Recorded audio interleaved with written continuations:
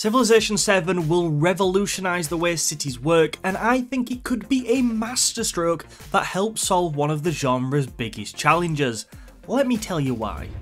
So I'll hold my hands up. I tend to lose interest in a game of Civ 6 before it's over on a fairly regular basis, and I won't always see it through until the end. Maybe I have the attention span of a toddler, but the micromanagement of so many cities and units can become tiresome compared to the feeling of adventure and possibility that fills the early game. Developers of these games are becoming more and more aware of this fact. The upcoming Ara History Untold has its own way of keeping the game alive until the end, but Civ 7's combination of adding some very cool new features with the removal of some tiresome micromanagement across the board could prove to be one of the best solutions yet. So how is the redesigning of cities shaping up to play such a pivotal role in this? One way Civ 7 is deploying this duo of combining an intriguing new feature with streamlined gameplay is the city districts, of which there are now only 2 types.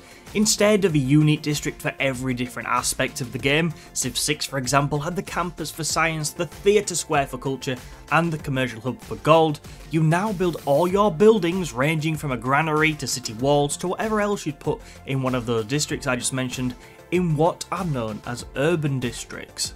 These districts start with 2 slots for buildings in the Antiquity Age, but this is said to increase as the game progresses. If you want to build a science district in Civ 7, the way to do it is to specialise one of your urban districts to build solely science buildings.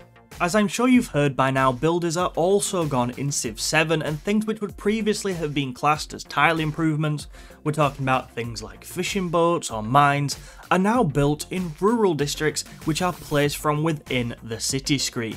The way urban and rural districts are put down is fairly reminiscent of Civ 6's districts, so it shouldn't take you too long to get your head around it.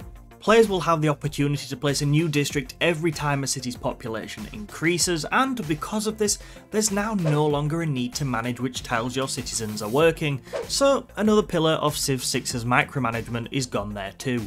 I think most people will agree that everything that we've talked about so far has the potential to streamline an area of gameplay that was pretty complex in Civ 6.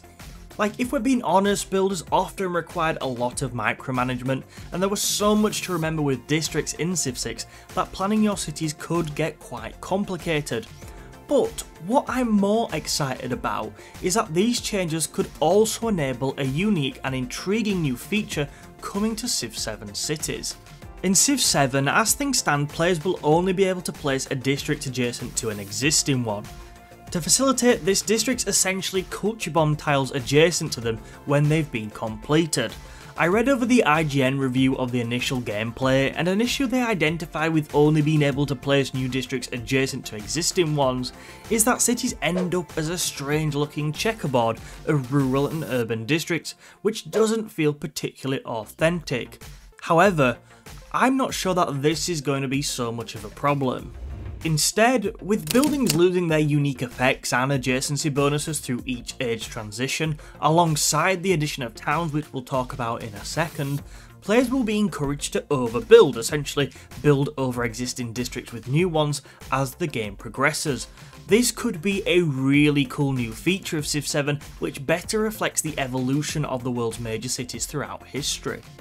From what I've seen, it will make sense for your major cities to be sprawling urban centres where the central rural districts of the early game are replaced by new urban ones, and the needs of those cities in terms of food and other resources will be supplemented by the surrounding towns, much like how major cities work today.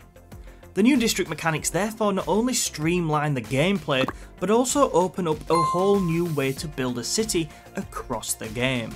Since we mentioned towns, these are another major addition for Civilization 7 and another way that the game aims to cut down on some micromanagement. Settlers now found towns rather than cities. These towns act like outposts, providing the city they are attached to access to nearby resources. They also have an output of gold rather than production, meaning that they don't have a build queue, though gold can be used to purchase items within them. Towns can be converted to cities at some point using the game's new currency of influence. There's a lot more to find out about towns going forward, but they look fun, and undeniably having to manage less cities but more towns could again be a good way to stream the gameplay whilst also adding a cool new gameplay mechanic. The changes to cities are going to be a massive feature of Civ 7, but to understand Civ 7 fully you'll want to check out our explainer on everything we know about the Ages mechanic, which is on screen now. As for this video, do you like the new city mechanics in Civ 7? Do you agree with my points today? Let me know in the comments. Thank you so much for watching, and I will catch you soon.